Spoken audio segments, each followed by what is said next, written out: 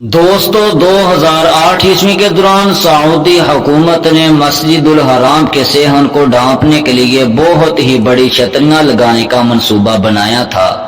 سال 2014 عیسوی میں اپنی وفات سے کچھ روز قبل سعودی فرمانروا شاہ عبداللہ نے مسجد الحرام میں عبادت گزاروں کی سہولت کے لیے خصوصی بڑی چھتریوں کی تنصیب کا فرمان جاری کیا تھا۔ اس سے قبل مدینہ منورہ میں تقریباً 250 ایسی ہی بڑی چھتریاں نصب کی گئی تھیں۔ اور دوستو تفصیلات کے مطابق مسجد الحرام کے وسیع صحن میں دنیا کی سب سے بڑی چھتری تیار کی گئی ہے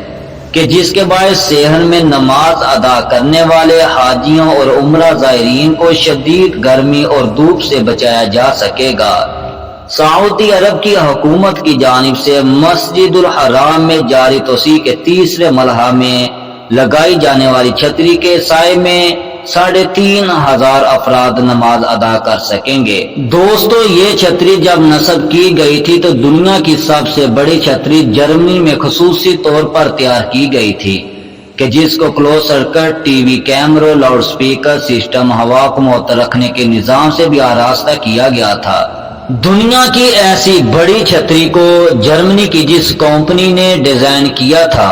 سعودی حکومت نے ان کو پابند کر دیا کہ ایسی خوبصورت بڑی چھتری اس دنیا میں صرف اور صرف خانہ کعبہ کے صحن میں لگائی جائے گی۔